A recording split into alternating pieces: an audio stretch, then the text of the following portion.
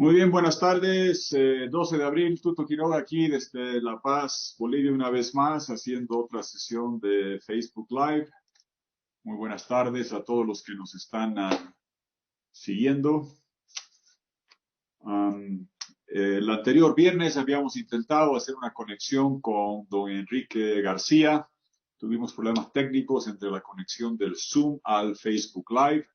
Ahora esperemos que funcione. Lo hemos testeado repetidas veces este fin de semana y tenemos alternativas, si no es con Zoom, con otro programa que se llama Live y otro que es con Cisco WebEx. Tenemos tres formas diferentes de intentar llegar, pero parece que el Zoom va a estar funcionando hoy, 12 de abril. Son las 5 de la tarde, día de Pascua. Quiero empezar deseando felices Pascuas a toda la gente que nos sigue en este Facebook Live. Sé que es una semana de reflexión, una semana sagrada para muchos que profesamos la fe católica, una semana en la que recordamos que Jesucristo ofrendó su vida por nosotros, resucitó y que es el evento señero que ha marcado a mucha gente de fe. Y por eso son días muy, muy especiales de recogimiento, de reflexión, de pasarlas en familia, donde manifestamos y expresamos la fe. No cabe duda que esta Semana Santa ha sido totalmente diferente a las que hemos vivido en otros años. Basta ver al Santo Padre haciendo sesiones virtuales. No hemos visto las decenas de miles, centenares de miles de personas que se congregaban siempre para recibir la bendición y escuchar las palabras del Santo Padre. No hemos estado todos en las iglesias como estábamos siempre en Jueves Santo o en la procesión del Santo Sepulcro o en este domingo de Pascua, justamente porque para parar la propagación del coronavirus tenemos que mantener la distancia y evitar todo lo que sean aglomeraciones en misas, en partidos de fútbol, en coliseos, en supermercados y demás. Por eso es una Semana Santa especial y aunque estamos distanciados físicamente para prevenir el contagio del coronavirus, creo que es una semana donde la fe nos acerca más y estoy seguro que todo el mundo en esta semana va a elevar una oración por aquellos que han perdido un familiar, un ser querido en diferentes partes del mundo y evidentemente nos duele a aquellos bolivianos que se han ido en circunstancias tan aciagas, tan duras como son estas del coronavirus. Sabemos que el coronavirus es muy, muy cruel en que evita que la gente que está falleciendo pueda recibir el calor humano, el sentirse rodeado de sus seres queridos. Debe estar aislado, no puede estar con el abrazo, con el beso, con el cariño de cualquier otra enfermedad, por mortífera que ésta sea, debe estar aislado. Y encima la gente que fallece se va con la enorme preocupación de no saber si ha contagiado a algún otro ser querido. Por eso esta Semana Santa es muy, muy triste y nuestra solidaridad para todos aquellos que han fallecido y que Dios dé consuelo a los familiares de todos aquellos que se han ido.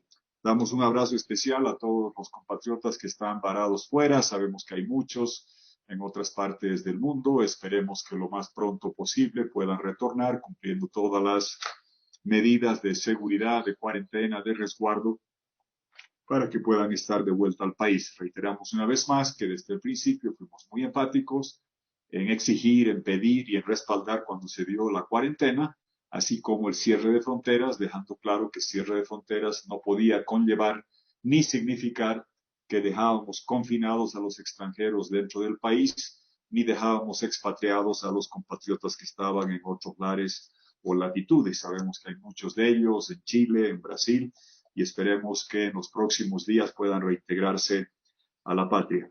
También un homenaje y un tributo a todos los que están trabajando en esta Semana Santa, a los doctores, a las doctoras, a los enfermeros, enfermeras, al personal que limpia, que atiende, que administra, que da de comer a la gente que está en las clínicas y a todos los que han estado en los mercados el día sábado atendiendo, a todos los que están recogiendo la basura, a todos los que están cumpliendo con labores de seguridad, policías y Fuerzas Armadas, que en medio de esa Semana Santa están garantizando que se cumpla la cuarentena.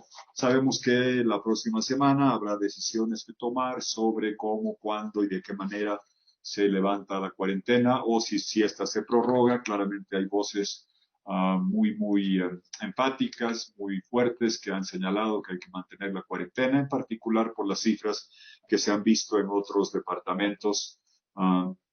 Y habrá que ver, aquí hay una pregunta de Lucho del Carpio: ¿qué se hace sobre una cuarentena selectiva y regionalizada? Claramente muchos países que han empezado a salir de la cuarentena lo están haciendo de esa forma. Se va a tener que empezar a ver la manera selectiva desde el punto de vista etario, regional, sectorial, para ver cómo se va levantando la cuarentena. De hecho, ya la gente que trabaja en mercados, supermercados, sí está trabajando unas horas al día. La gente que trabaja en bancos está trabajando. La cuarentena no es total porque hay servicios financieros, hay servicios de mercado, la policía y Fuerzas Armadas, y definitivamente el personal médico está trabajando. Habrá que ver cómo, en función a la experiencia y lo que está pasando en otros países, se va levantando la cuarentena. Sí, reitero que esta época de cuarentena era imprescindible para fortalecer el sistema sanitario para el contagio. Parar la curva del contagio requería esta separación, esta cuarentena, para que no tengamos números muy altos de contagiados y de fallecidos, pero lo importante era usar ese tiempo donde se paraba la curva del contagio y se aplastaba la curva del contagio para fortalecer los sistemas sanitarios, más laboratorios, más reactivos para hacer más exámenes, más máscaras N95, más barbijos, más guantes de látex, más mandiles antisépticos que puedas de equipos de protección personal para la gente, y tener la mayor cantidad de unidades de terapia intensiva. Teníamos 430 cuando esto empezó en el país, entre el sistema de seguridad social, entre el sistema público y el privado. 240 de estas estaban en el sistema privado, el resto en el sector público o de seguridad social. Todos debemos trabajar de forma coordinada, sabiendo bien que de las 430 unidades de terapia intensiva, algunas están siendo usadas para gente que tiene otras dolencias cardíacas y demás. Habrá que ver con cuántas se cuenta y qué más se ha podido hacer para, cuando se vaya levantando la cuarentena, en incrementar el número de unidades de terapia intensiva con los respiradores que están llegando y con camas de campaña en lugares adaptados para fortalecer la capacidad de atención a la gente contagiada. Junto con eso habíamos venido conversando de que parar la curva de contagio y aplanarla, también aplanaba la economía. Hemos hablado de medidas de cómo ayudar a la gente a pagar luz, agua, teléfono, servicios, recibir ingresos para comprar comida, para poder diferir los pagos de alquileres, de créditos bancarios. Ha habido leyes en esa materia para ayudar al sector informal y la gente que vive el día a día. Junto con eso también hemos dedicado sesiones a hablar sobre cómo ayudar y colaborar con el sector formal, aquel que crea empleo, que contrata gente, que tiene personal en planilla, y cómo también ayudar a que ellos puedan ver liberaciones, exoneraciones de los tributos, del pago de servicios, del pago a la banca, de los pagos de las alícuotas impositivas, porque esta pandemia es algo inédito que ha pasado una sola vez. Y en esa línea, dentro de estos componentes de parar el contagio, que significa un dolor económico, que hay que ayudar a la gente del sector informal, que hay que planificar en cómo ayudar a la gente del sector formal. Hemos visto ya muchos pedidos de los gremios, de industrias y de empresas. Mientras se fortalece la capacidad sanitaria, hay que entender que si el Estado dice no pague los impuestos y voy a pagar más bonos, si a la banca le decimos no cobre los créditos y dele meses de oxígeno a las empresas y a las personas que van a pagar los préstamos, pues al final de cuentas tenemos un Estado con menos ingresos y más gastos, y una banca que no está percibiendo los ingresos y que debe hacer con donaciones, y que al final hay que ver cómo se los apoya a todos estos. Juan Carlos Vallivian aquí pregunta cómo afrontar la recesión económica. Gracias, Juan Carlos. Justamente ese es el objetivo de esta sesión. Reitero que hay que inyectar recursos de programas externos. Se puede conseguir recursos con la disminución natural de la inversión pública, con líneas del Banco Central. De hecho, ya se ha acudido a 1.000 millones de bolivianos con el recorte de gastos corrientes, pero se va a requerir una inyección de paquetes de salvataje externos para adelante. Aquí Flavio habla de que cómo liquidar la economía informal, que es 80%. Flavio, es una realidad de muchos países de América Latina Y creo que en estos momentos más bien el desafío es todo lo contrario, cómo salvar a la gente que está viviendo día a día y que sale a la calle a vender, el albañil, el gremialista, el constructor, el taxista, el transportista, y hemos dedicado esa sesión. No creo que ganemos mucho, Flavio, denostando a gente que está buscando cómo ganarse el día a día. Entonces, para resumir, estos programas que estamos hablando de que al sector informal se le dé pagos, bono familia, bono canasta, liberación de ciertos pagos de luz, agua, teléfono, servicios, banca, lo mismo en el sector empresarial, van a significar en el muy corto plazo que el Estado va a tener debilidades, menos ingresos, el sector financiero también, y que hay que captar recursos para inyectarlos a la economía, que es lo típico que se ha hecho en crisis en el pasado. Para eso hemos invitado a que nos acompañe acá a don Enrique García. Si lo podemos poner aquí en línea y lo podemos ver, lo presento rápidamente. Él es seguramente el boliviano que más conoce de organismos multilaterales y una de las personas de la región, con todo orgullo, que más conoce de organismos regionales porque ha estado en las más altas esferas de organismos multilaterales y entiende perfectamente lo que son estas crisis económicas y cómo buscar combatirlas y lidiarlas. Enrique García, que es una persona que ha sido autoridad económica en Bolivia, trabajó en el Banco Interamericano de Desarrollo, hizo carrera ya como cerca de 17 años, llegó a ser tesorero del Banco Interamericano de Desarrollo. ¿Qué hacía ahí? Pues era la persona encargada de conseguir recursos para el Banco Interamericano, que recibía aportes de capitales de países y tenía que recaudar los recursos, emitir bonos en mercados financieros en Nueva York, en Europa, en Londres y en diferentes países. Después fue ministro de Planeamiento, yo trabajé con él, para que todo el mundo sepa, sí, fui su viceministro y colaborador. Hicimos programas de condonación de deuda externa, tanto bilateral como con Estados Unidos, como con la banca privada, captamos recursos de cooperación. Después Enrique García llegó a la presidencia de la CAF, la Corporación Andina de Fomento, un banco de desarrollo de 5 países andinos, y es justo decir que Enrique transformó radicalmente la Corporación Andina de Fomento.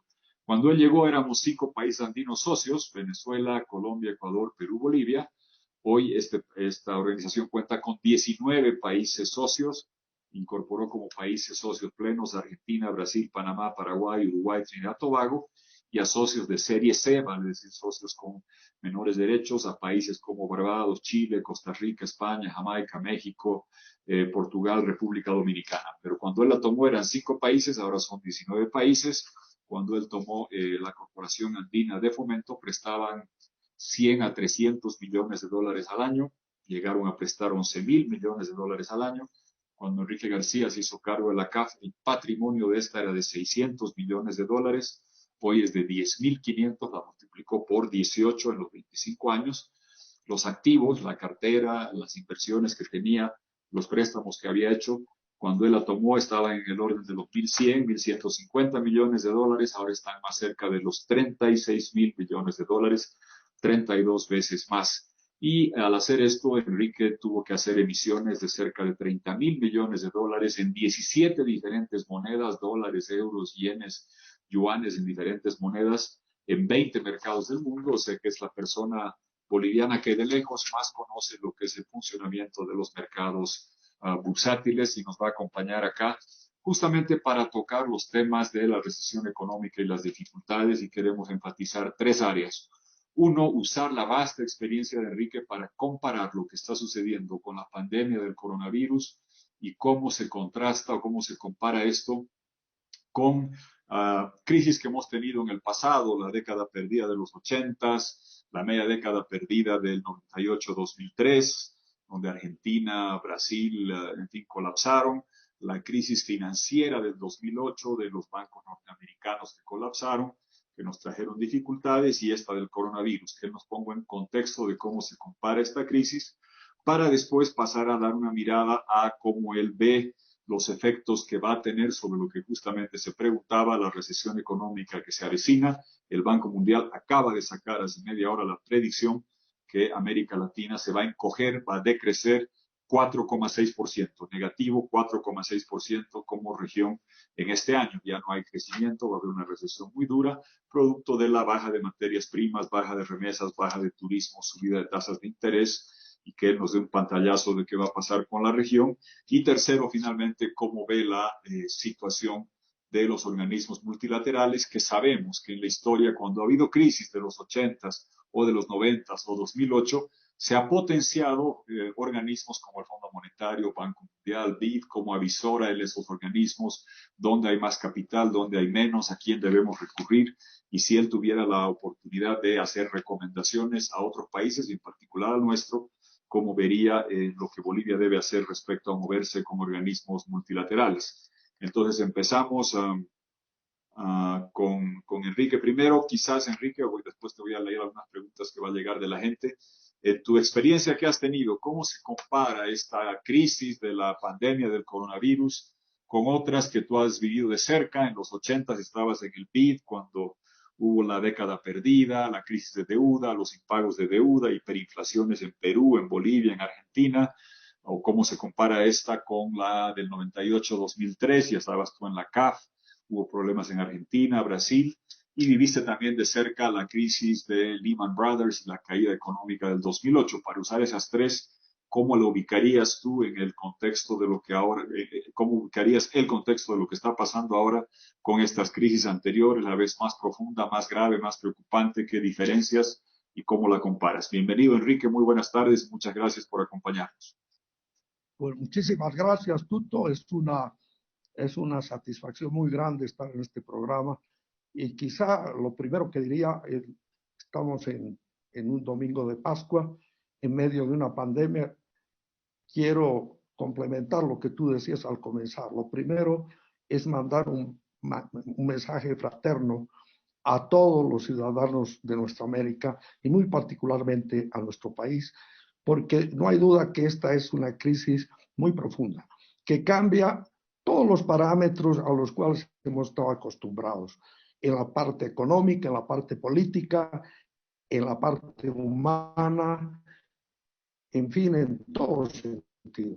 Y a tu pregunta más concreta, realmente a mí me ha tocado en casi 50 años de haber estado vinculado directamente con los temas de financiamiento del desarrollo de América Latina, tanto en el BID como en mis 26 años como presidente de CAF y de haber participado en foros del Banco Mundial, del Fondo, en fin. Esta es una crisis mucho más dura, porque, digamos, voy a retroceder un poco. Vamos a la crisis de los años 80, la crisis de la deuda, donde llegamos los latinoamericanos porque fuimos triunfalistas, pensamos que la bonanza que teníamos en los 60 y los 70 era eterna, nos endeudamos en una forma increíble en los mercados financieros con los petrodólares y vino el gran desbarajuste comenzando con la crisis en México. A mí me tocó estar en ese momento en el Banco Interamericano de Desarrollo, donde realmente tuvimos que actuar con mucha imaginación para atender los problemas de la región en ese momento, que estaba muy angustiada y fue una década perdida.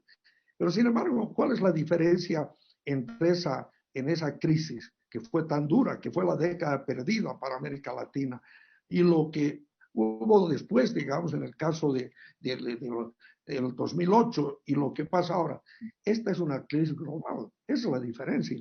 Antes, yo me acuerdo cuando estaba en el BID, era la crisis de América Latina. Cuando estaba de ministro, era la crisis de América Latina. Los programas que se tuvieron que hacer para salir de la crisis perdida, en los cuales muchos de los gobiernos, entre los cuales tú participaste, tanto como viceministro, ministro después, y obviamente vicepresidente y presidente, hubo que hacer los grandes esfuerzos, pero había el apoyo de todas las fuentes hacia una América Latina. Ahora el problema es que todos están en problemas. Es decir, el haber parado la economía mundial prácticamente. Esto está afectando a los europeos, a los americanos, a los asiáticos y a los latinos. Entonces, es una crisis de una magnitud que no hemos estado acostumbrados en el pasado. Entonces, ¿qué significa esto? Que tenemos que reflexionar de que es un momento, una época de cambio, un cambio fundamental. El rol, temas que a veces se actuaba con dogmatismo. O eres estatista o eres librecambista. Hoy día tienes que ser pragmático. El Estado tiene que jugar un rol muy importante, especialmente en esta fase tan delicada que es la inmediata. Tiene que proveerse tal como lo has dicho tú, y como lo dijo Ricardo Hausmann el otro día en la entrevista, y como lo dice el propio fondo y todos los demás, tenemos que hacer un esfuerzo de dar recursos para resolver el problema inmediato, porque la gente no puede morirse de hambre. Ahora, ¿esto qué va a pasar? Esto definitivamente nos va a crear unas tensiones fiscales y monetarias muy grandes, porque no hay capacidad suficiente. Entonces, ahí viene el punto que el rol de los multilaterales vuelve a ser fundamental, porque los multilaterales tienen una característica. No únicamente son los proveedores de recursos a través de préstamos, cooperación técnica, capital accionario, sino tienen el cerebro, la capacidad institucional para ayudar a diseñar programas y proyectos que sean factibles, que sean éticamente bien concebidos, que no haya ningún tipo de manejo inadecuado, pero además tienen que ser mucho más ágiles. Y la otra ventaja de los multilaterales, no solo los recursos que ellos prestan, es el factor catalítico. El Banco Mundial, el BEI o el Banco Africano o CAF presta $1, se involucre en una actividad y a través de eso da seguridades de que las cosas se están haciendo correctamente y puede atraer recursos de otras fuentes. Entonces, en resumen, yo creo que es un renacer. Lamentablemente, en las épocas de la gran bonanza, a veces se subestimaba a los organismos multilaterales. Hoy día, al igual que sucedió en la década perdida, al igual que sucedió en los momentos difíciles, en las épocas de grandes shocks externos, el fondo y todas las instituciones tienen un rol, pero no deben actuar independientemente. Debe haber una coordinación. Y más adelante puedo comentar algo sobre esa materia. Bueno, bien, Enrique, muchas gracias. A ver, creo que has tocado algo muy importante sobre el rol y este ciclo que siempre se juega. Parecería que en América Latina, cuando tenemos épocas de bonanza, donde el zinc, estaño, plomo, plata, gas, petróleo, carbón, hierro, soya suben de precio, ingresan grandes cantidades de dólares, tenemos cuentas corrientes saneadas, acumulamos reservas, vivimos tranquilos y nadie se acuerda ni piensa en los organismos multilaterales, que son como el dentista, al que uno solo se acuerda cuando le viene el dolor de muelas. Ahora ha llegado la época de la caída, que como tú dices, la diferencia central creo es que es tan diferente con otras ocasiones en que en los 80s o en los 90s América Latina podía tener problemas, Brasil, México, Argentina, pero podías recurrir a Europa, Estados Unidos, al Fondo Monetario. Ahora vas a tener que recurrir a organismos multilaterales cuando muchos de los países que proveen recursos o dan aportes de capital a los organismos van a estar entretenidos en sus propias dificultades o distraídos por sus propias dificultades, lo que va a ser más difícil esto seguramente, pero claramente va a haber una necesidad de recurrir a organismos y quizás en eso dos preguntas, una que hace aquí Alberto Amurrio, cómo inyectar capital desde los organismos y cómo, si es posible que las potencias mundiales intervengan en hacer esos apoyos, dado que ellos también tienen problemas. Si podrías comentar un poco sobre eso. Y segundo, si viendo las cifras, porque creo que ya no cabe duda que el Banco Mundial ya ha hecho el pronóstico, el BID sacó un estudio que muestra que el decrecimiento, la tasa negativa será entre menos 1,8 a menos 5. El Banco Mundial acaba de decir menos 4,6 este año. No, si a ti te queda alguna duda que este año va a ser de profunda recesión económica en la región. Bueno, dos puntos. Primero, estoy totalmente de acuerdo de que la economía va a caer. Yo me inclino más a las cifras del 4% que las del 1,8 a 2%. Y esto va a tener un significado muy grande. Ahora vamos a la pregunta que hacía uno de los participantes. Para que los organismos funcionen, se necesita que tengan capital. Y obviamente eso significa que hay que inyectarles más capital. ¿Estarán dispuestos los países más ricos a poner más dinero en estas instituciones? Obviamente el momento es mucho más difícil, pero en la medida de que se actúe en forma coordinada, en el grupo de las instituciones multilaterales, comenzando por Naciones Unidas, la OSD y los grandes organismos multilaterales, y haya una participación en conjunto, yo creo que se puede hacer un esfuerzo muy grande para que haya más recursos. En este momento, el organismo que tiene más recursos que están listos, no hay ninguna duda, es el Fondo Monetario Internacional. La directora general del Banco Mundial hace 2 días, y en esta semana vamos a tener los datos más precisos, ha anunciado que tienen mil millones Un millón de millones. un millón de millones, lo que dicen en inglés 1 trillón, que es un monto muy grande. El Banco Mundial y los demás tienen, pero son montos mucho más reducidos. Pero el esfuerzo de trabajar conjuntos también para atraer los recursos del ahorro mundial que están volviendo, saliéndose de la región, yendo a los lugares más seguros, cabalmente la participación de instituciones como el Banco Mundial, como el BID, como el Banco Africano, como CAF, como el BCE, son garantes para que se pueda traer más recursos. No va a ser fácil porque tenemos un problema de tipo global, pero ahí está la capacidad de los latinoamericanos para actuar en forma racional y conjunta. Y aquí viene una preocupación muy seria. De los años que estoy en el circo, a veces de payaso, otra vez de trapecista, otra vez en los organismos, yo les digo con toda sinceridad, este es el peor momento de la coordinación entre los países latinoamericanos. Los esfuerzos de cooperación e integración regional que los he vivido a través de mis años y que han sido un éxito. Hoy día, por diferencias ideológicas de otro tipo, hay la multiplicidad y no hay coordinación. En estos días hemos estado charlando con algunos de los jugadores importantes, yo como presidente del Consejo de Relaciones Internacionales de América Latina, con los expresidentes Cardoso, con los Lagos y otros, y precisamente estamos tratando de empujar de que haya una visión mucho más homogénea de nosotros. Pero entonces, aquí es el gran desafío, y aquí también la pelota está en la cancha de los países. Los países, a través de sus gobiernos, de sus empresarios, tienen que cohesionarse. Este no es el momento de dogmatismos, este no es el momento de estar peleando. Aquí hay que tener unidad y visión de largo plazo, porque algo que no se está hablando, ¿qué pasa después de la pandemia? Y hay una realidad que nosotros le hemos venido repitiendo. Y les cito una anécdota. En las cumbres presidenciales, en la época de oro, cuando estábamos con la bonanza de los precios, los presidentes unánimemente decían: América Latina está cerca del cielo, estamos arriba.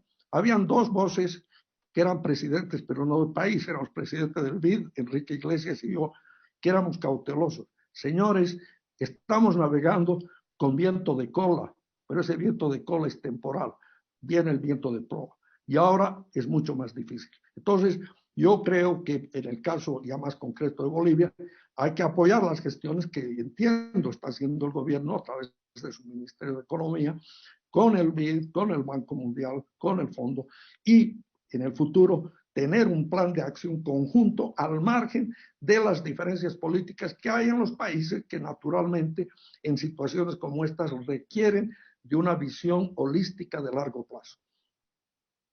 Gracias, Enrique. A ver, aquí una pregunta que te quería complementar, y he recibido una de Arturo sobre la velocidad de los organismos.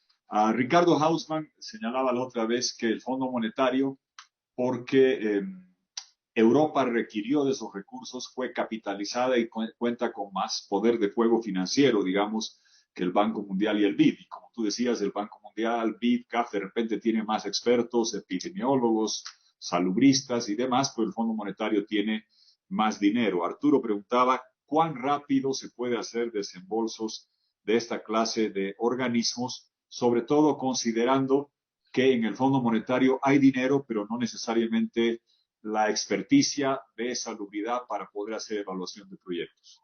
Sí, 2 puntos. Yo creo que la pregunta es muy buena. Primera sugerencia, y estoy de acuerdo con lo que dice Tuto y con lo que decía Ricardo Hausmann. El fondo tiene los recursos, pero no tiene toda la expertise para esta parte de desarrollo. Entonces, lo que toca, Y entiendo, están en conversaciones con gente del Banco Mundial, con el presidente del BID, en fin, están coordinando la acción, o sea que va a haber una coordinación mucho más fuerte entre todos para, de acuerdo a sus capacidades, ser más útiles. Y el segundo comentario, que es muy válido, ¿cuán rápidos son los organismos? Y ahí yo, de mi experiencia, y precisamente doy una cosa que yo hice en CAF es mantener un principio de que no hay un directorio residente. O sea, que los ministros se reúnen 3, 4 veces por año, pero no hay un directorio todo el tiempo. Que lamentablemente en el caso de los multilaterales tradicionales tienen un directorio en la sede, en Washington, en África, donde sea. Y eso retarda mucho los trámites. Lo que está sucediendo, sin embargo, dada esta situación, es que los presidentes de los organismos están recibiendo flexibilidad para poder aprobar mucho más rápido los proyectos. Y segundo, hay una amplitud en dar lo que son los recursos de proyectos de inversión, que eso toma más tiempo porque requiere estudios de factibilidad, sino estos recursos de más libre disponibilidad sobre la base de programas de atención inmediata.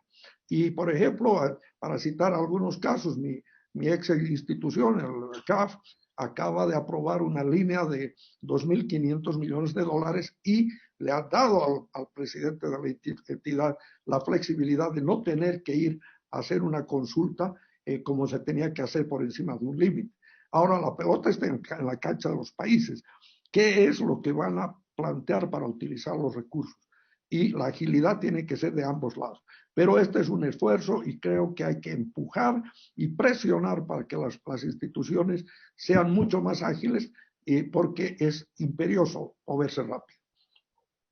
Muy bien. Te hago acá dos preguntas que llegan para ti, de Joseph una y otra de Grisel. Joseph pregunta si ves que como resultado de esta pandemia, que algo que empieza en Wuhan pasa por España y llega para acá, si ves una tendencia a la regionalización de las economías o piensas que se va a mantener un marco globalizado, pregunta Joseph.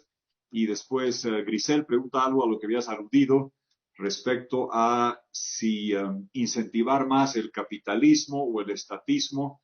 Tú señalabas que hay que ser pragmático y ella preguntaba cuál es la línea correcta para combatir la pandemia, qué línea usar. Grisel, qué línea usar, y Joseph preguntaba sobre si se va a regionalizar las economías o ves que va a persistir la globalización. Mira, vamos a ponerlo de esta manera. Como decía un expresidente mexicano que le tomaban el pelo, ni lo uno ni lo otro, sino todo lo contrario. No, la verdad, siendo y hablando en serio, evidentemente mucha gente piensa que la globalización va a desaparecer. No es así. Un ejemplo claro de la globalización es esta pandemia. Un ejemplo claro de la globalización es que estamos hablando por Zoom y que estamos hablando simultáneamente con gente de todo el mundo.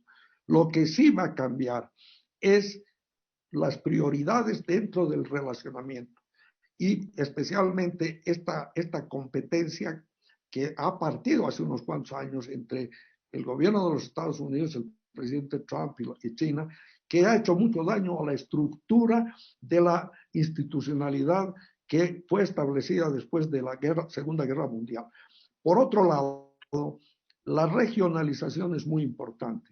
Un punto que lo hemos venido defendiendo y precisamente en un libro que estoy publicando, y estoy de profesor en la Universidad de Sao Paulo, y que la tesis del libro es la urgencia de una agenda integral holística de desarrollo renovada y de cooperación regional. ¿Qué quiere decir esto? Tenemos que trabajar Argentina, Paraguay, Bolivia, Brasil, todos. Pueden haber diferencias en muchos conceptos, pero debemos trabajar ¿para quién? Para crear las oportunidades de empleo a la mayoría de la gente. Alguien preguntó sobre los informales. Los informales, obviamente, hay que volverlos formales. Son las pequeñas empresas, son las empresas que pueden insertarse en las cadenas de producción de carácter regional, compartir con Brasil, compartir con Perú, compartir con los demás para insertarnos en lo que es una realidad. Y la última cosa es, debemos hablar de estatismo versus sector privado. No, tenemos que ser realistas. En una situación como la que estamos, es evidente que la teoría económica que impuso el gran economista Keynes después, en la época de la gran crisis posterior a la Gran Depresión, que fue la de dar un juego al actor público, está también en la mano. Y eso no tiene nada que ver con que tú creas en el sector privado o no. Pero al mismo tiempo debemos ser claros que el sector privado es fundamental, que los sectores productivos deben tener un acceso a las pequeñas empresas, las medianas, las grandes empresas, y que más bien nuestro Estado debe concentrarse en la inversión de los servicios públicos, de garantizar buena salud, buena educación, acceso a la mayoría de los ciudadanos a todos estos deseos. Entonces, aquí viene la reflexión. Y yo un comentario que lo hago en mi cátedra en Sao Paulo y en otros lugares, incluyendo en la China, es de que no debemos ver las cosas aisladas. Generalmente se reúnen solo los economistas, ministros de Economía y Finanzas, y están felices hablando de la macroeconomía. Por otro lado, se reúnen los ambientalistas, el medio ambiente. Por otro lado, los de la área social. No es así la vida. La vida es que tienes que reunirlos en un patrón holístico donde estén presentes todos estos puntos diferentes y que donde deben participar los sectores privados, los sectores laborales, para crear una visión de largo plazo. Ahí es donde hemos perdido importancia en América Latina. Les doy una última coma. ¿Por qué es que América Latina, en términos relativos, se ha quedado rezagada en relación a los países asiáticos? Imagínense, el ingreso per cápita de Corea del Sur, de Corea, en el año 1966 era $400 y dependía de la ayuda americana. ¿Saben cuánto es el ingreso per cápita de Corea hoy día? Es $35,000. Es una de las economías. Han visto Singapur, la China y los otros países. ¿Por qué? Porque tienen agenda de largo plazo. Y ahí no hay dogmatismo. Un último comentario. La inversión extranjera es fundamental. Y fíjense, ¿quién ha influido en el cambio tan fundamental de la nueva gran potencia que es la China? La atracción de inversión extranjera de calidad. En el momento más duro del gobierno del régimen comunista, pero no es el actual, estamos hablando de 30, 40 años, se crearon estos parques especiales donde las principales empresas americanas y europeas han ido con tecnología. Y ahí estamos. Entonces debemos copiar pragmatismo, no dogmatismo y nada de refundacionalismo. Sí, gracias, Enrique. Un comentario que has hecho muy importante de que cómo ser holístico o que ser integral en ver esto, lo hacía Ricardo Hausmann, hablaba de que casi nunca los macroeconomistas habían conversado con epidemiólogos antes. Siempre hablaban con banqueros, con financistas, con gente del sector industrial o hasta de educación, pero con gente de epidemias o de virus, pues nunca. Y ahora se está mostrando que la intersección entre el daño económico de un virus y los efectos macroeconómicos creo que es la más directa que se ha visto y como tú decías, está generando una crisis económica como nunca antes hemos visto. Aquí, sobre un par de preguntas más que llegaban, César hablaba de qué tipo de tasas de interés, facilidades son a las que los países pueden recurrir cuando van a buscar préstamos a los organismos, digamos, Fondo Monetario, BID, Banco Mundial, CAF. Hoy día, ¿qué tipo de tasas, plazos son las que se recibe cuando uno va a estos organismos? Bueno, mira, aquí hay una variante. Evidentemente, los organismos proveen condiciones mucho más favorables. Vamos a tomar del caso, por ejemplo, del Grupo del Banco Mundial. Depende del nivel de desarrollo del país. Si es un país de ingresos de los menos desarrollados, han tenido acceso tradicionalmente a una ventanilla especial con recursos altamente concesionarios con plazos de 40 años y bajas tasas de interés. Bolivia fue elegible hasta ahora, quizá unos 15 años, no me acuerdo, a esa ventanilla porque era un país de ingresos de menos ingresos. Hoy día Bolivia es un país de ingresos medios, pero en general las tasas son mucho más razonables. Los plazos, si son proyectos, pueden ir, depende, 15 años, 20 años, 25 años, si son proyectos de infraestructura. Ahora, para líneas de crédito de rápido desembolso, los plazos son más cortos. Pero yo diría que los organismos, y vuelvo a mi punto, no es meramente la plata que te da el organismo, sino el factor catalítico. Por ejemplo, de mi experiencia en CAF, que obviamente en el caso de CAF es mucho más difícil que el BID. En el BID yo era tesorero y claro, el BID tiene una calificación de riesgo de AAA, igual que el Banco Mundial, con lo cual el acceso que tiene a recursos es en condiciones muy favorables. Casos como una institución como CAF o como el BCE no son de un nivel tan alto, consecuentemente el costo de su dinero es más alto. Sin embargo, se han creado, tanto en el CAF como en otros organismos, se han creado mecanismos para subsidiar la tasa en países de menos desarrollo. Entonces, yo creo que hay que combinar todo esto y no olvidarse que los recursos principales no solamente no están en los organismos multilaterales, ellos son los catalizadores. No nos olvidemos de un grupo de instituciones muy importante que tuvo un momento en que ya no las querían, los bancos de desarrollo. Los bancos de desarrollo a nivel mundial son un jugador muy importante. Yo he sido fundador, junto con el presidente del Banco de Desarrollo de Alemania, del Club de Instituciones Financieras de Desarrollo, que son los bancos de desarrollo nacionales de Alemania, de Francia, de China, de Rusia, de América Latina, para hacer trabajos conjuntos. En ese caso era sobre el desarrollo sostenible. Pero yo diría que es otra ventana en la cual en este momento, como una solución post pandemia, que hay que tocar esa puerta. Y creo que si unimos esfuerzos de los bancos multilaterales con los bancos nacionales de desarrollo, los fortalecemos. Y en el caso de países como Bolivia, es muy importante que se fortalezca el concepto de un banco de desarrollo que no debe estar ligado al Banco Central, sino debe ser independiente para manejarse con las prácticas que son las más apropiadas para esos propósitos. Gracias. Aquí, Enrique, te hago dos, tres preguntas. Siguen llegando un montón. A ver, aquí José Luis habla de cuánto es el tamaño del paquete que requiere Bolivia y si tú ves que de esta tremenda crisis alguna oportunidad puede salir. Pero en esencia, José Luis pregunta si Bolivia debe hacer un pedido a organismos multilaterales, de qué envergadura debería ser y, pasada la pandemia, si ves alguna oportunidad de esta lamentable crisis. Bueno, mira, no me animo a dar una cifra de cuánto sería el paquete, pero lo que es claro es que si miramos las necesidades del caso boliviano, si vemos la situación fiscal, Bolivia pudo hacer política contracíclica porque tenía superávits muy buenos fiscales y de balanza de cuenta corriente y reservas de interés muy altas.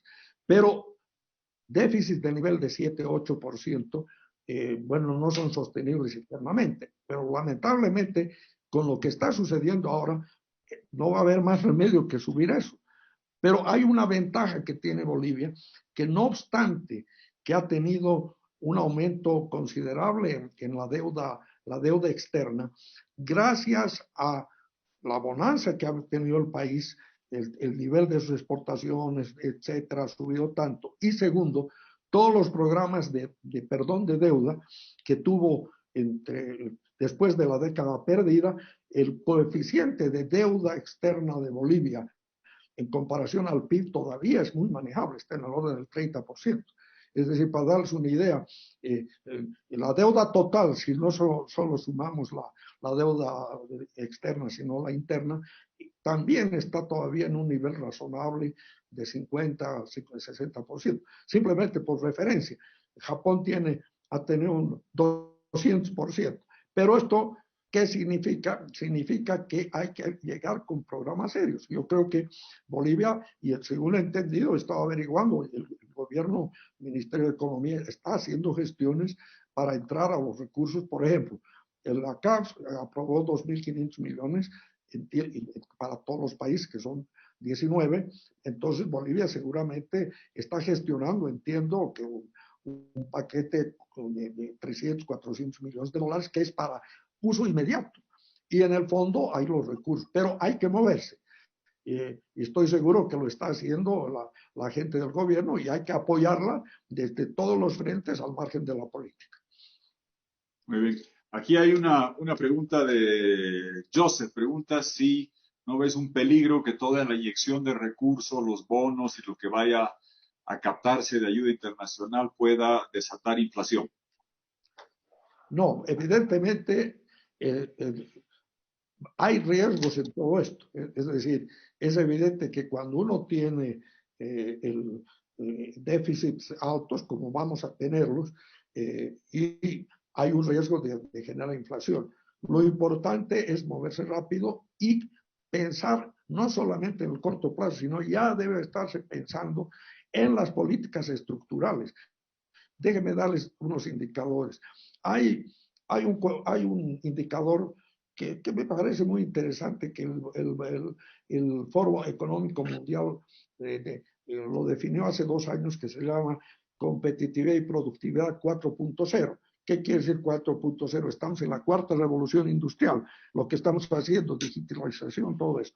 Y ahí tiene 12 indicadores que incluyen estabilidad macro, infraestructura, instituciones, tanto separación de poderes, transparencia, gobernanza de la empresa pública y privada, capacidad de técnica, de información, de tecnología, de comunicación, educación, salud, pero no educación del siglo XIX, educación del siglo XXI, donde la palabra clave se llama habilidades. ¿Cómo preparamos a esta masa de jóvenes en prepararlos para ser empleados o empresarios de esta nueva situación donde no se va a requerir la mano de obra tradicional? Si no hacemos nada en el mundo y en América Latina, en 25 o 30 años, mucha de la gente que está en las cadenas de comercio, que está en la construcción, van a quedar aislados. Entonces, esos temas son claves. Y desde luego está el funcionamiento de los mercados, los sistemas financieros, y lamentablemente América Latina no está bien posicionada. De 141 países que hay en esa muestra de la última del 2019, América Latina en promedio de los 141 está en la posición 78. Solo hay 2 países debajo de la posición 50, que son Chile 33 y México 48. Y solo hay 4 debajo de la posición 70, que suma Colombia y Panamá, y punto. Lamentablemente, el caso nuestro, estamos encima de la posición 100. Entonces, esto hace de que la innovación, la creatividad, la tecnología, la educación, el rol del Estado para llegar a, precisamente en la pandemia estamos viendo cuán débiles están nuestros países, porque no hemos invertido en lo que es la función principal del Estado. Esto pasa en Bolivia, esto pasa en Brasil, esto pasa en todos los países. Entonces, tenemos que ser realistas y tiene que trabajarse para lograr recursos que sean de buena calidad y, lo principal, establecer las reglas del juego para que los proyectos y programas que se escojan estén basados en estudios serios, con transparencia en las adquisiciones, que es un tema que no lo he destacado. Una de las cosas que el Banco Mundial, el Banco Interamericano, CAF, tienen, no financian proyectos cuando no hay licitaciones internacionales, cuando no hay concurso, no aceptan ninguno de ellos que se hagan proyectos por invitación directa y sin estudios. Entonces, es una garantía para los ciudadanos el que las cosas sean más correctas y también para atraer otros recursos. Así es, muy ese punto que has hecho lo hemos discutido un par de veces acá y creo que es bueno recordárselo a la gente. A veces se habla de que sí, los organismos tienen como socios a Estados Unidos, a Europa. Claro que sí, tienen como socios a todo el mundo. Hasta Bolivia somos socios del Banco Mundial, del BID, de la CAF. Somos miembros de esas organizaciones. La gran diferencia con las fuentes bilaterales, y tú y yo hemos vivido esto, es que los organismos prestan a tasas bajas, a plazos largos, con buen periodo de gracia, siempre sujeto a licitación internacional sin favoritismo alguno. Ocurre a veces que aparece, para hablar claro, China, Brasil o a veces Europa, que dicen, yo te voy a prestar también a una Pero, tasa que es un poquito más alta, a un plazo un poquito más corto, pero siempre y cuando compres los bienes de mi ah, país. Yo te voy a decir, si soy brasileño, que va a venir la OAS o la Odebrecht, o que si soy China, que va a venir la CAMSE, o que si soy de España, pues que viene tal otra empresa, y como al final ellos escogen a dedo, le asignan a una obra por el doble del precio de lo que costaría, donde se pierde toda la correcto. concentración. Y creo que es No, bueno mira, recordar mira porque tú, en eso. en épocas de bonanza hemos hecho Odebrecht, Lavallato y créditos que eran baratos después terminan siendo muy caros, muy corruptos y la diferencia con los organismos como el que tú has manejado, la CAF nunca ni el BID tampoco jamás ha venido a decir a esta empresa le tiene que dar la obra y a este precio. Siempre han sido sujetas a licitación internacional y es una enorme garantía de transparencia. Creo que esa diferencia que has señalado es clave. Quizá No sé si tuvo quieres agregar algo. un comentario al respecto. En mi experiencia, solamente en el CAF de 26 años, yo he tratado con más 85 presidentes de los países miembros. Y si alguna vez un presidente o su ministro ha venido a decir, mire, este proyecto es muy bueno, entonces nosotros quisiéramos hacerlo, pero ¿dónde están los estudios de factibilidad? No, no, estudio integral, que es técnico, es económico, financiero, la parte social y la parte ambiental. Y si algún país quería, y eso le pasa al BID, y eso lo hace el Banco Mundial y lo hace el Banco Africano, si no siguen las normas, no se les presta. Entonces ahí viene el problema de la corrupción. Y yo siempre digo, la única integración que ha funcionado, lamentablemente, ¿saben cuál es? La de Lavallato. La única que ha funcionado es eso. Estoy siendo un poco cínico, pero es verdad. Así Pero es. la parte pura, es decir, justamente hablando con Cardoso hace una semana, se hizo la iniciativa suramericana, que era una maravilla, un reloj, que continuó exitosamente con los otros gobiernos, con el gobierno de Lula, en fin, pero eso después ha desaparecido. Tenemos que rearmar esa cultura de un comportamiento mucho más ético en el manejo de los intereses de los pueblos. Así es, gracias. Bueno, Fernando, justamente así ese comentario, cómo evitar la corrupción. Y la diferencia radica justamente en que si uno va a una fuente multilateral, tiene que seguir todas las normas de adquisición de bienes y servicios, licitación pública internacional, al mejor postor, tener los estudios de factibilidad, diseño final, tener las auditorías, versus lo que pasa cuando viene Brasil, China, una fuente bilateral que le dice, le voy a dar el crédito para esta obra, pero tiene que ser a esta empresa y después terminamos con esta integración que decías que era Lavallato. Aquí una pregunta interesante o preguntas que hacen Juan Carlos y Valentín. Dado que esto afecta a todos, pero ¿cómo, a qué sectores verías tú, Enrique, que habría que priorizar para socorrer, ayudar como producto de la pandemia? Si ves algún sector en particular, hotelería, aerolíneas, industria, ¿a quiénes ves como sectores que habría que priorizar para ayudar post-crisis?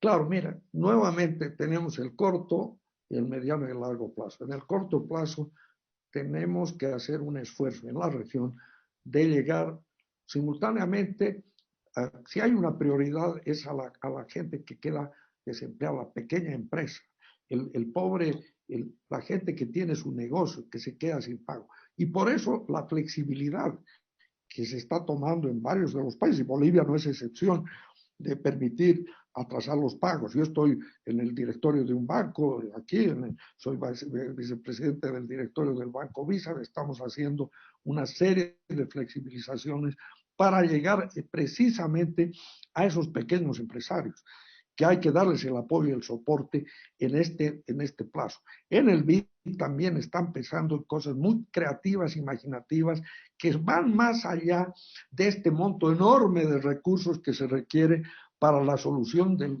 los buffers fiscales que se necesitan. Entonces yo creo que aquí la asociación de bancos de Bolivia, que está pensando en eso, los bancos, lo bueno que yo noto es que hay conciencia de que este no es un problema de un sector, este es un problema de todos, y que si no nos ponemos todos a trabajar sin prejuicios, sin dogmatismos, con apertura, con mucho trabajo, no vamos a llegar. Uno de los problemas más serios que está a nivel global no solamente es la caída del crecimiento, que sin crecimiento y sin producción no hay nada. O sea, a veces creen, no, que el crecimiento. El crecimiento es el fundamento básico para tener una buena política social, una buena política ambiental, en fin. Pero debemos trabajar de una manera coordinada y realista, no sectaria. Muy bien. Tenía aquí José Antonio una pregunta interesante que se especula mucho sobre cuánto tiempo tardaremos en superar esta crisis. Hemos leído estudios y análisis que dicen que esta es una caída dura y que la recuperación va a ser en V, de que va a venir y recuperar rápido. Otra gente habla de la U, donde vas a caer y quedarte abajo un tiempo y después recuperar. O hay gente que habla de un potencial serrucho, donde tengas la caída, levantes la cuarentena, hablas de economía, se recupera un poco, otra vez contagios, otra vez caída, y que podemos estar en el serrucho. Eso, claro, requiere de análisis de epidemiología, de contagios y demás, pero que de todo lo que has leído, conocido, y tú estás en un montón de directorios y hablas con gente muy conocedora de la materia en diferentes instituciones, ¿cómo ves, en función a la pregunta de José Antonio, esta crisis? Si va a ser algo de rebote rápido, si va a ser recurrente, ¿cuánto tiempo crees que tarde el volver a un grado de normalidad? Mira, es una pregunta casi imposible de contestar con presión porque hay todas las versiones. Algunos pensaban en esta B. Yo no creo en la B. Yo pienso que va a ser más tipo U. Hay buenas noticias en estos últimos días, por ejemplo, aparentemente está bajando un poco el ritmo en Europa. El hecho de que hoy en la tarde se ha llegado a un acuerdo muy importante entre Rusia y Arabia Saudita para bajar la producción de petróleo, hay síntomas buenos, pero esto no, yo no creo, esto va a dilatar. Ahora, puede haber una reacción mucho más rápida en los países que tienen capacidad tecnológica y todo esto, pero para países como el caso nuestro, yo veo que va a ser una etapa bastante más compleja. Y lo que sí es una realidad es que el peor golpe, ya mirándolo en forma estructural, es que va a haber un deterioro en algo que ya era un problema a nivel mundial, que es la mala distribución de la riqueza. Ese es un tema, entonces hay que paliar, y por eso ese balance entre Estado y sector privado, mercado público y privado, y se necesitan liderazgos fuertes. Yo a veces, con toda franqueza, muchos de nosotros que somos ancestrales, vemos con añoranza algunos de los liderazgos que tuvo el mundo en momentos difíciles, que hoy día lamentablemente los principales países, ni a nivel global ni a nivel regional, lo están mostrando. Así es. Bueno, Enrique, una última aquí pregunta de parte mía. ¿Cómo ves en términos de el recurrir a organismos que va a suceder? Porque esto pasa una y otra vez, ¿no es cierto? Cuando hay crisis en los 80s, todos vamos a los organismos a buscar respaldo, ayuda y sobre todo divisas, por cuando empiezan a escasear los dólares.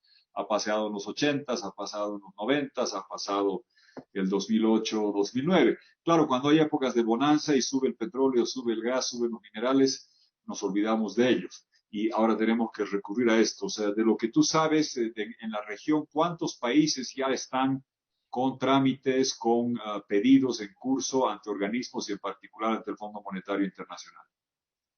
No tengo una cifra exacta, pero me hablaron de que había como 9 o 10 países que estaban ya iniciando trámites. No tengo certeza. Vamos a saber mucho más. Esta semana comienza, mañana es crítica porque la reunión de primavera que se llama del Fondo y del Banco Mundial, que es en Washington, va a ser virtual.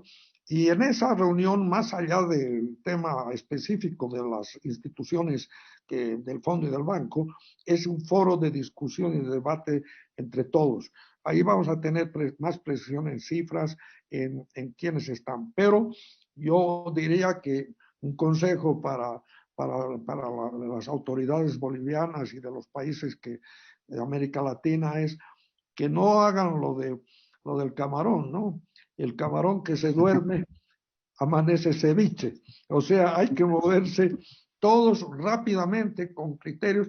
Y lo que sí yo puedo decir, conversando precisamente en estos días, a través de esta tecnología maravillosa en las reuniones, estoy hablando a alto nivel con el BID, con gente del Banco Mundial, y veo de gente de Naciones Unidas, de la OECD, y noto un ambiente del personal muy comprometido, trabajando desde sus casas, pero con el deseo de se ha humanizado todo esto. Creo que la reflexión que yo hago es, no hay mal que por bien no venga. Hoy día miraba el cielo de La Paz, esta tarde maravilloso, me acordaba de mi infancia. Infancia que, claro, si te digo tú toqué año, te vas a reír, mejor ni hablar. Pero esa era La Paz que yo conocía, cielo despejado, nada, no hay contaminación. Bueno, esto nos está mostrando el valor que tiene la naturaleza, las relaciones humanas, los sentimientos, como parte de la reflexión de la vida.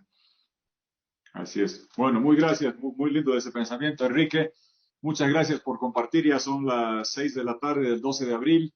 Concluyo con lo que decías. Esta semana se viene esta reunión de primavera del Banco Mundial, Fondo Monetario, donde justamente van a discutir cuántos recursos van a poner a disposición de los países y también van a discutir esta iniciativa que ha surgido de Kristalina Georgieva, la señora del Fondo Monetario, que ha señalado que los países que acuden a las ventanillas concesionales de lo que se denomina Asociación Internacional de Fomento, o AIDA en inglés, van a recibir condonaciones de deuda externa similares a las que habíamos hecho antes en el HIPIC.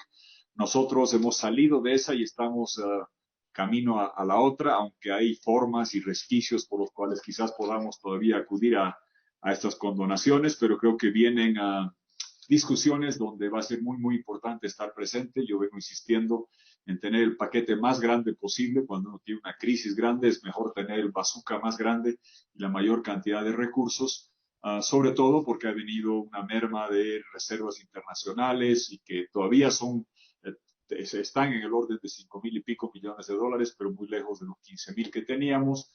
Y creo que es mejor prevenir que curar, y las dificultades económicas que se veían venir se van a exacerbar y profundizar ahora con lo que está pasando con el coronavirus. Pero muchas gracias, Enrique, por compartir tus criterios sobre la comparación de esta pandemia con otras, cómo recurrir a organismos, tu vasta experiencia. Creo que eres la persona definitivamente de las más autorizadas en el mundo para hablar de esto. Nadie ha estado 25 años en la CAF y la ha transformado como tú, además de haber sido tesorero del BID, y es un orgullo que un boliviano como tú hubiera ocupado sus cargos y que tenga esa experiencia para poder aportar, ilustrar a la gente que nos sigue aquí en el Facebook Live. Y te agradezco haberle dedicado esta hora de tu tiempo a la gente que nos sigue, que estoy seguro que va a estar muy complacida y agradecida de poder haber escuchado y compartido contigo tus conocimientos, tu experiencia y tus consejos. Muchas gracias, Enrique. Muchísimas gracias a ti. Ha sido para mí un honor, un placer, y nuevamente un abrazo fraternal a toda la audiencia. Es un momento importante de reflexión, de unidad a nivel latinoamericano y naturalmente boliviano. Un abrazo y muchas gracias. Gracias. Felices Pascuas para todos. Que Dios bendiga a todos. Gracias, Enrique.